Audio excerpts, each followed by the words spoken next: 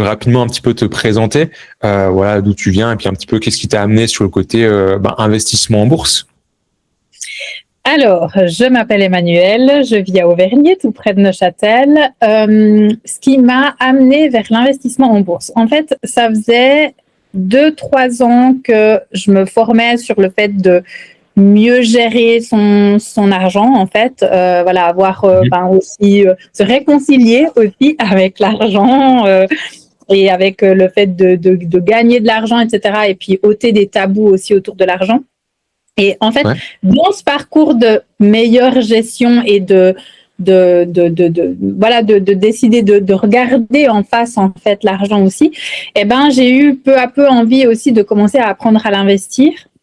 Mais en fait, c'est chose pas facile quand on est seul et qu'on connaît rien du tout de ça, parce que moi je viens pas du tout d'un milieu financier et j'ai pas du tout fait des études liées à la finance. Du coup, j'avais aucune idée par quoi commencer, parce que j'avais toujours eu l'impression que c'était pour des gens soit qui étaient déjà riches en fait, ou alors qui étaient déjà dans le monde financier.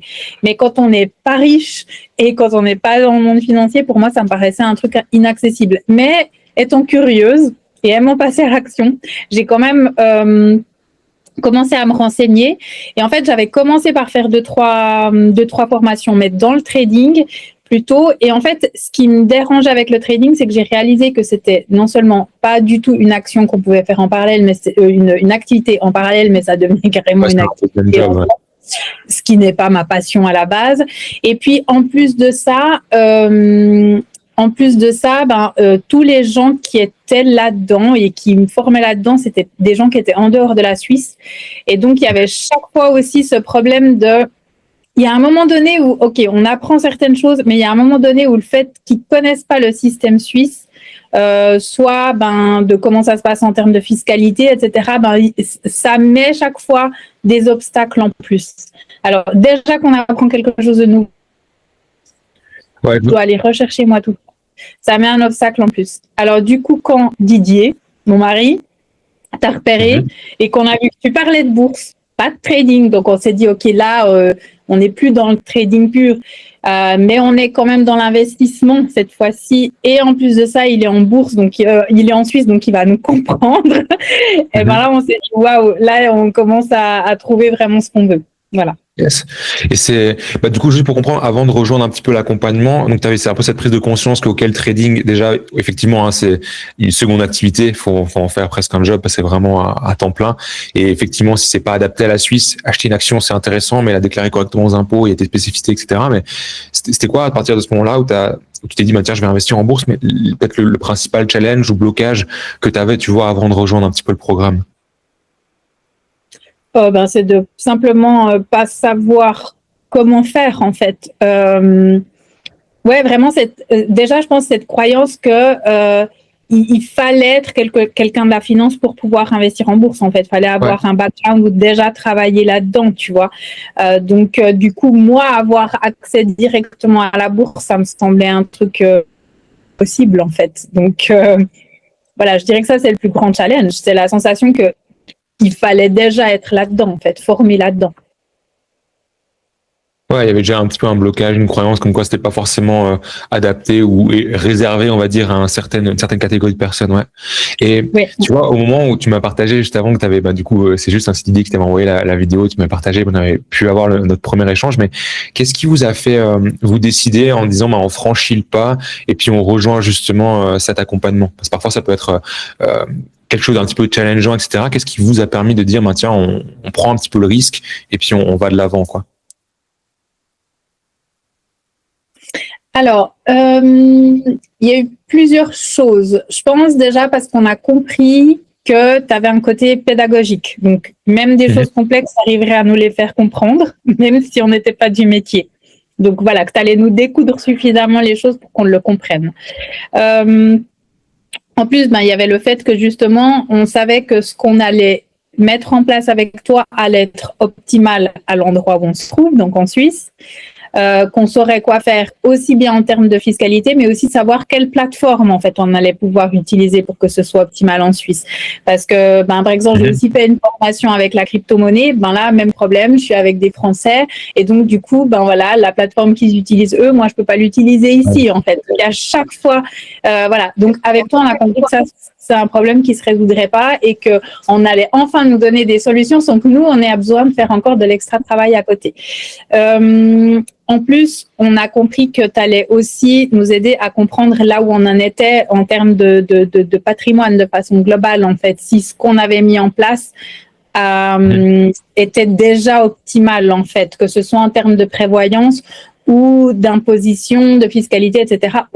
Parce que c'est une chose d'investir et de gagner plus, etc. Mais si c'est pas optimisé, c'est un peu dommage. Donc, on a compris qu'il y aurait ce 360 degrés avec toi et qu'en plus, le fait qu'on puisse le faire en couple, c'était aussi vraiment cool parce que je pense que quand on fait ça en team, 1 plus 1 égale pas 2, quoi. Ça égale à beaucoup plus. Donc, des proactivités, Et puis, ça devenait un projet de couple et plus juste un projet individuel. Donc, ça, c'est aussi chouette. Ouais, j'entends. Yes, c'est top. Et justement, quand vous avez rejoint du coup un petit peu le programme, alors avec tout que ce soit le contenu sur la partie théorie, exercice, les lives de groupe, même les séances aussi en individuel en Google Meet, qu'est-ce qui peut-être vous a le plus aidé ou qu'est-ce que vous avez préféré un petit peu durant les différents mois d'accompagnement? Mais je pense que un peu des trois, c'est intéressant en fait, parce que un peu des vidéos pour pouvoir avancer à son rythme. Ça, c'est un côté intéressant. Pouvoir remettre en arrière s'il y a des trucs qu'on n'a pas compris ou revoir, ça c'est aussi bien. Parce que malgré tout, t'es super pédagogue, mais on apprend quand même des nouvelles données, des nouveaux concepts. Donc, de temps en temps, il faut se les répéter quand même 2 fois pour bien se les comprendre. Et puis après, de pouvoir faire l'individuel où vraiment on peut aussi parler de nos cas particuliers, ça c'est vraiment chouette. Et après, avec le groupe, c'est sympa parce que de nouveau, comme toutes les formations que j'ai faites, c'était chaque fois soit avec des Anglais, soit avec des Français.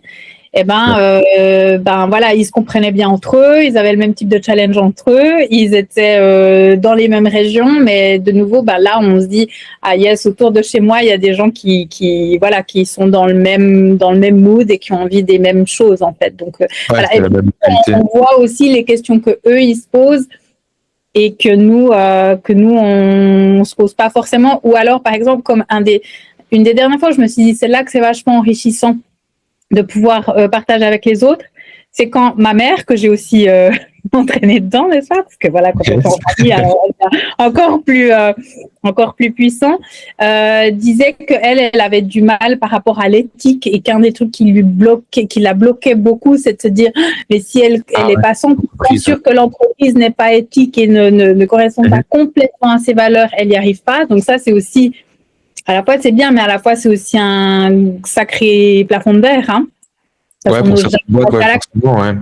C'est une excuse pour pas passer à l'action de nouveau aussi. Et d'avoir une toute autre vision d'une autre personne qui est intervenue et qui disait, moi je me dis que de toute façon, en fait, ça a lieu. Donc autant que je puisse aussi, moi, générer de l'argent pour pouvoir après faire des choses intéressantes avec, je mets aussi derrière.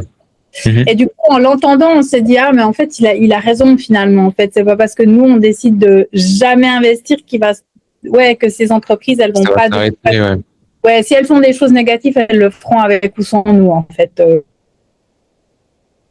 Certaines croyances, je trouve. Ouais, c'est juste, il y a pas mal de boîtes où tu peux déjà faire un tri, en fait, si déjà d'un point de vue éthique, ça joue pas, tout simplement, c'est que c'est dans l'armement ou ce genre de choses, l'extraction de pétrole ou autre. Mais c'est vrai qu'il y aura jamais une entreprise à 10 sur 10 sur tous les niveaux. Donc c'est vrai que, et ouais, c'était juste, en plus, c'était intéressant, c'était vraiment le live de groupe juste après le séminaire. Et du coup, ça m'amène un petit peu sur cette question où, en plus, tu as pu participer justement au début d'année à cette rencontre un petit peu en physique. Qu'est-ce que tu as pensé justement du coup, du séminaire, là, qu'on a pu organiser, typiquement, au début de l'année? Justement, j'ai trouvé que c'était riche de pouvoir le faire aussi en vrai, en fait, en chair et en os, si on veut bien, parce que déjà avec la bourse, on est avec quelque chose qui a un petit côté abstrait, même si le marché c'est très concret, mais on est déjà en ligne en fait, où on n'a pas forcément besoin du contact avec les autres. Ouais, en plus, il y a souvent la croyance que tout ce qui est lié à la finance et à l'argent, c'est des choses froides, sans relation, sans émotion, etc. Et du coup, de pouvoir rencontrer aussi des gens et de voir pourquoi ils le font, quelles sont leurs motivations, etc., ben ça amène de l'humain là-dedans. Donc, je trouve que c'est justement intéressant. Et la preuve que l'argent ne divise pas forcément, elle peut aussi réunir, en fait.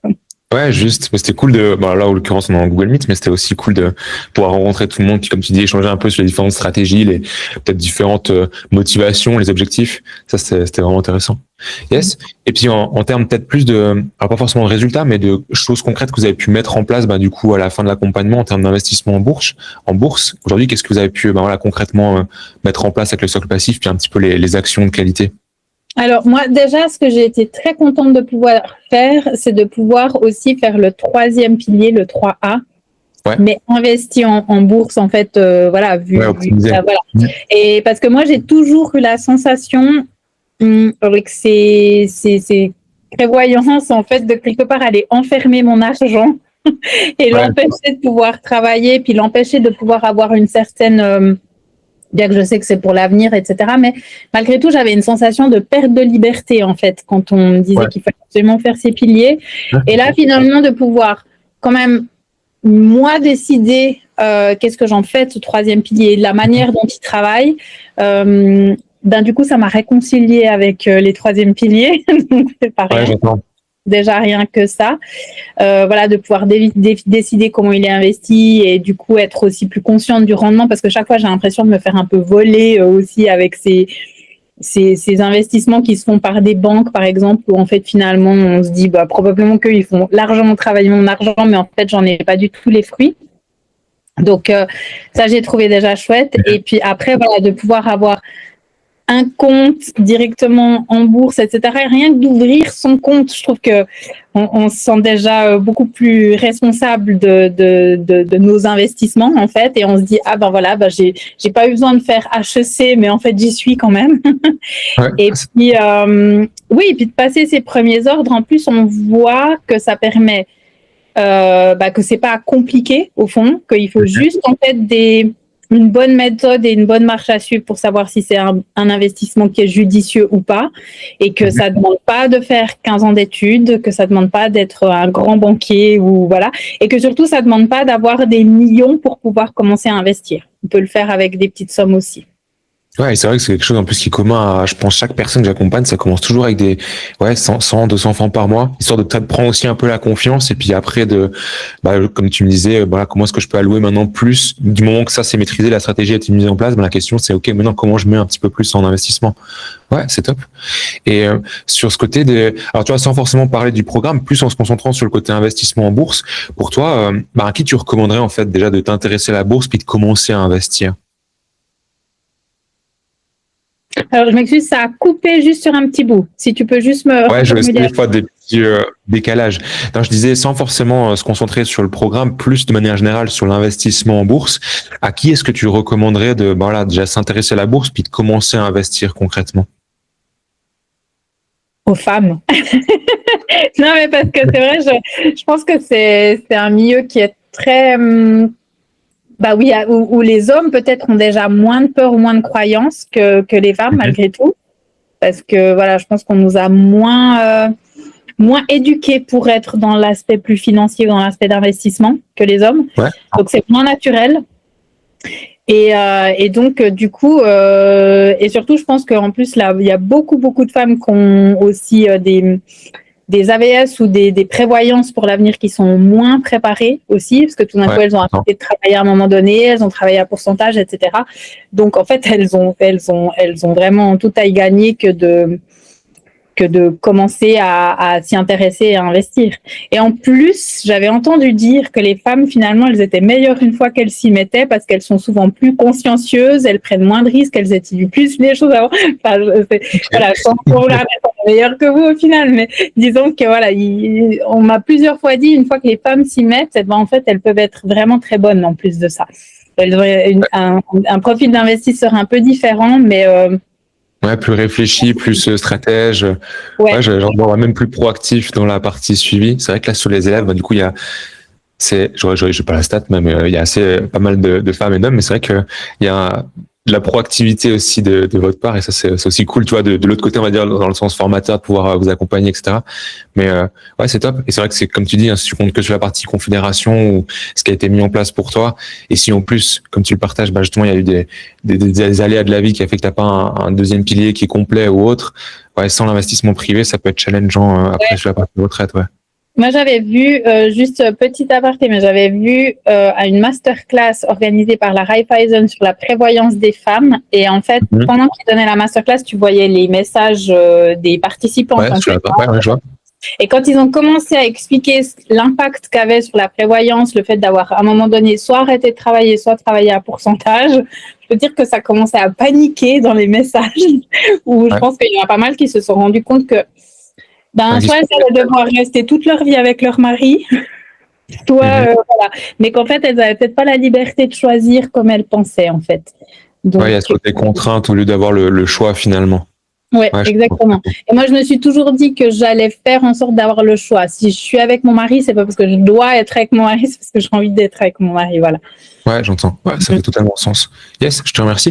Est-ce que tu as peut-être juste un dernier mot ou un partage, voilà, par rapport à l'accompagnement, quelque chose à transmettre? Écoute, moi, vraiment, je suis super heureuse de m'être offert cet accompagnement, et ça continue, hein, parce que je continue à apprendre, etc.